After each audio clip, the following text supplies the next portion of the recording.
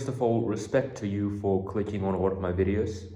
I am one of the more controversial influencers in the Muslim community. The fact that you're watching me, it means you are not afraid to go against the grain. So you already have my respect. In my opinion, that's the most impressive thing anybody can do in this life.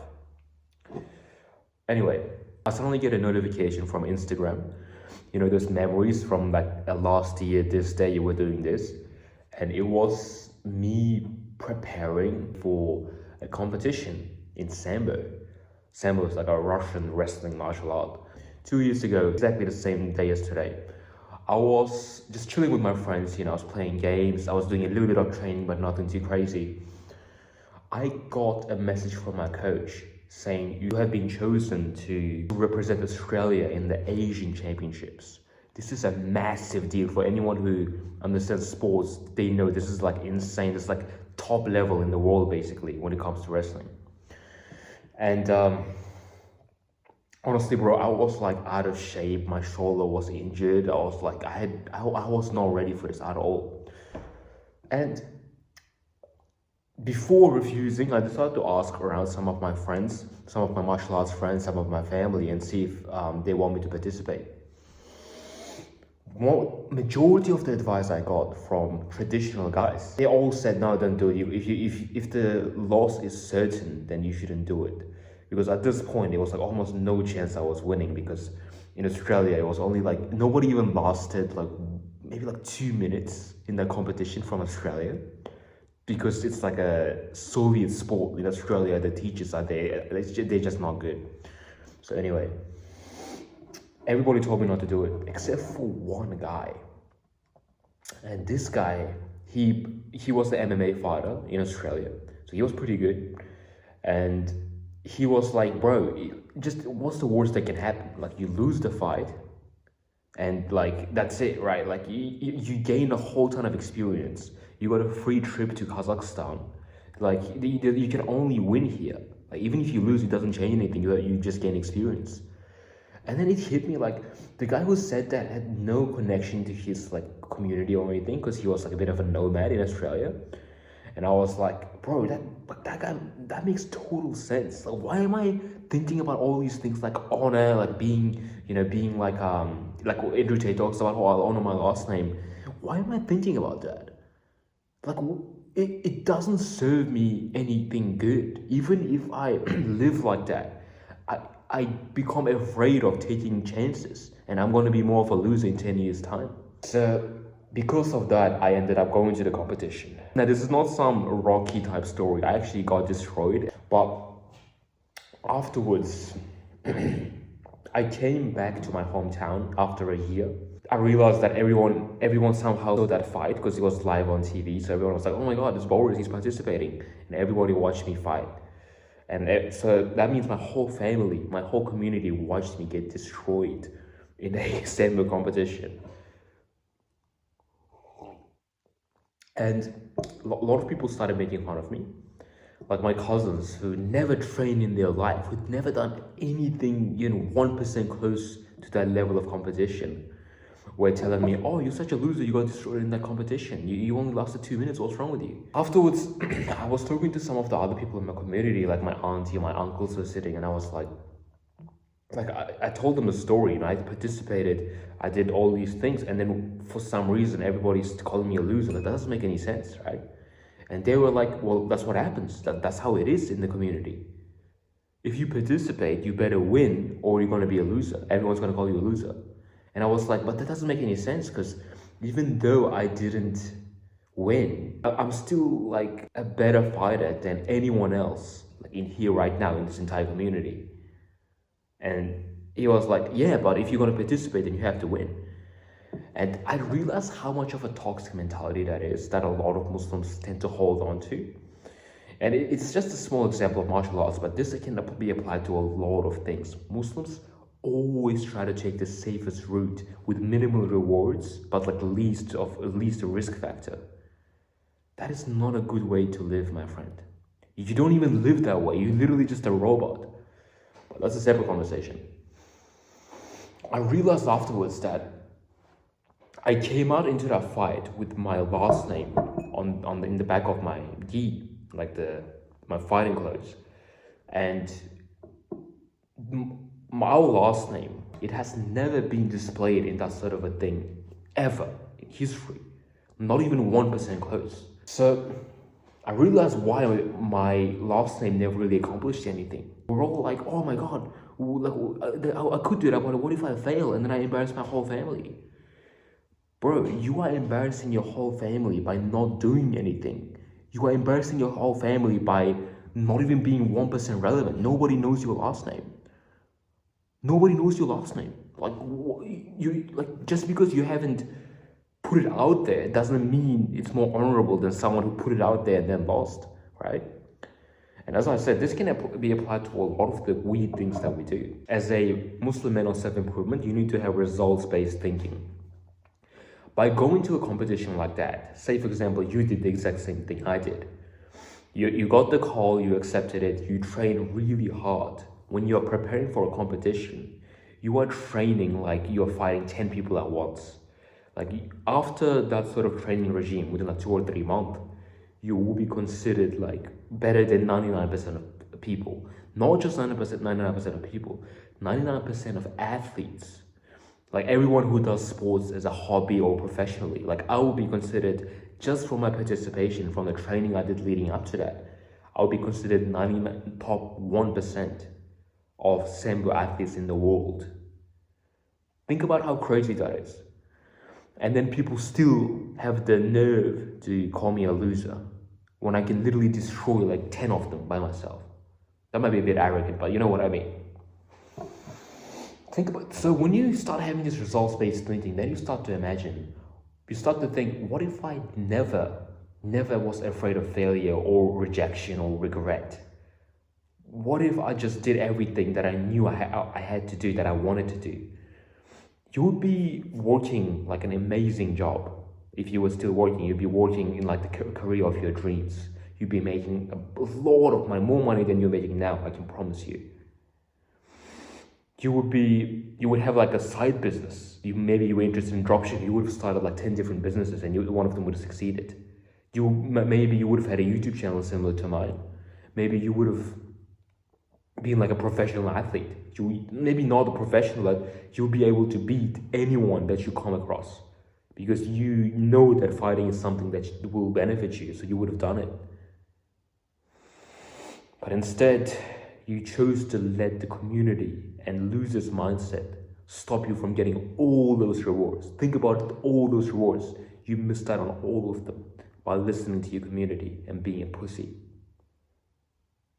Now that is what I would call regret personally. Honestly, I don't even blame the majority of the Muslim people because they just put their fears onto you. Like most Muslim communities are, let's be honest, a lot of them are ran by the woman's emotions. Like the woman tells the son, oh, don't go out and do that because you could get hurt, you could get injured. And the father doesn't say anything. He just sits in the corner watching TV. Because of that, the dynamic we have is that the entire family lives in fear. Like they will take the most like easy jobs, like the safest possible jobs, right? They'll go to uni and get a job because they think that's the safest way. It's not even the safest way anymore in 2025. It was the safest way back in their day. That's why they are so like conservatively minded, that they are playing it safe with the standards of like 50 years ago, because they're too afraid to even move forward in time. That's how cowardly they are, bro. And majority of Muslims, let's be real, like what sort of businesses do they get into? It's basically just real estate. The safest business ever known to man, real estate. That's all they ever get into. You don't see any Muslim pursuing something crazy. Like, you don't even see many Muslims doing what I do. Come out and being really controversial and talking about topics that nobody wants to talk about. Not because it's the safest route. This could be the unsafest route I've ever taken in my life. It would have hurt like my chances of marriage. It would have hurt my relationship with my family. It would have hurt like everything. It would have hurt me in almost every way. Not that it matters because I'm a G and I can do all those things anyway. But I didn't do it for any external reason. I did it because it felt purposeful, because I saw the gap in the Muslim community where nobody was just being a normal person. Everyone was either like a monk or involved in haram and following their instant gratifications. I had to come out and put some things in their place. So that's why I started making videos. Do you think my family was happy with that decision? Just think about it. Do you think my family enjoys watching my videos where I talk about virginity, where I talk about the hijabis? Like, how do you think they feel about that? They will start to hate me because they have the coward mindset as well. Because they think, oh, well, he's even though he's being purposeful, even though he's making difference in people's lives, he's defying the odds. He's not being a pussy. Being a pussy is the biggest virtue of all time. So he's a bad person. And of course, some people can talk about those things, but we are just not that type of people. That's how Muslim families think. Yes, some people can go out and become a millionaire and become politicians and stuff, but we can't. We are just not born into that life. So the best thing we can do is we can all become engineers and start investing in real estate. Let's be real, bro. Let's be real. Come on, man. And I've been trying to figure out what would be the best way to avoid this loser's mindset for all my viewers out there. After considering everything, I figured out how I managed to overcome it. How I managed to become like a guy who just does everything, even though it's not like safe or it's not appropriate. The first thing I did was I realized that the safest route is actually trying everything. Just think about the example of jobs. In Muslim families, they will get the safest degree and then they will do the safest job, right? So it's like you have the highest chance of getting the job if you have the highest degree. So that's why they're so obsessed with grades as well. But now think about my mentality. I will try out like 100 jobs. Like I've literally like applied to hundreds and hundreds of jobs within like 2 weeks before. And guess what? Majority of the people on the interview, they were like, "You're not qualified now. What's wrong with you? Get the hell out of here." I've had jobs where I got into them. It's a separate story, but I got into like jobs that I wasn't really qualified for, but they was paying quite a bit, and I thought I would enjoy it. But then I wasn't good enough for it. I embarrassed the hell out of myself. Everybody there was laughing at me, and then they kicked me out. What do you think I did? Within the next 2 days, I applied to a different job that was about the same level. Eventually, I got a job where I get paid more than like, let's say 90% of people who just graduated university. I just want you to have all these things in perspective as I'm talking. The second philosophy I used to overcome these thoughts was I basically accepted myself as a loser. And this was pretty easy for me because basically my whole life I was sort of like looked at as a loser by my family, by a lot of people around me, just because I wasn't good at studying, and I honestly at school I was a little bit retarded. So I was seen as a loser, and I struggled with this for like my entire teenagehood. I was like, how can I be a loser? What's wrong with me? I tried to analyze everything. Eventually I kept hitting a brick wall. I was like, maybe I am just a loser. And then I accepted it. I was like, I am a loser. And then when I grew a little bit older, I was like, well, if I'm a loser anyway, then why would I not try these things? Because if I lose, then nothing changes. I was like, I was already a loser, so it doesn't matter. That's why I took that fight within like 1 month notice. That's why I applied to 100 jobs in 1 week, because I don't care about losing. I have no fear. Like, what's the worst that can happen? Like, like the guy at the interview rejects me, I get embarrassed at work. What does that even mean? What does that mean? I'll never see those people again in my life. After I get fired, like, okay, I'll never see them again. But if I succeed, then I become friends with them. So it's a win-win.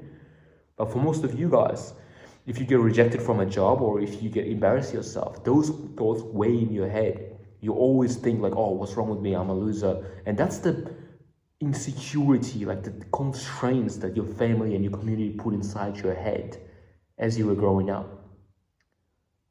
When you free yourself, it's actually a really weird, unusual feeling when you finally free yourself. For me, the way I did this was through praying, and like all my insecurities disappeared. And I also started breathing differently, and that unlocked like some parts of my body that I wasn't using. So that made me start expanding my mind more, and that made me so creative and innovative in everything I've done. If you want to be like me, then you have to accept yourself as a loser. And I'm not even being sarcastic. My family genuinely views me as a loser. My entire community views me as a loser. They're like, "Oh, you're 22, so you still haven't finished uni. What's wrong with you?" I'm just a G. Everybody thinks I'm a loser, even though like I have a whole ton of accomplishments under my name that they will never have in their life, right? So yes, I am a loser. I'm a loser who has like, 4 or 5 rental properties, who are 22 years of age. I'm a loser who's won like massive martial arts competitions. I'm a loser who makes more money than most fathers. I'm a loser who's read like 20 books last year. Like, yeah, I'm a dumbass, right? Like, because I dropped out of uni, but I still read 20 books. So, and how many books have you read in uni? Well, I read these 3 textbooks about the composition of the carbohydrate chemicals. Well, good on you. Did that help you in life? No. Guess what? The things I read actually helped me in life. If I hadn't read the books that I read, I wouldn't be on this video right now. And like, I don't know, man. We just live by such a weird principles. If you want to get a bit more help on how you can become a man with this sort of mindset and like unlock all these insecurities that people have placed on you your whole life, send me an email. I'll link my email below. A lot of people email me every day and I always respond, almost. So if you send me an email, I'm happy to go on a consultation with you or answer any questions. That being said, if you haven't done your prayer, go do it right now and look out for more videos if you enjoy this kind of content. Bro, why did I have to mess it up at the end, bro?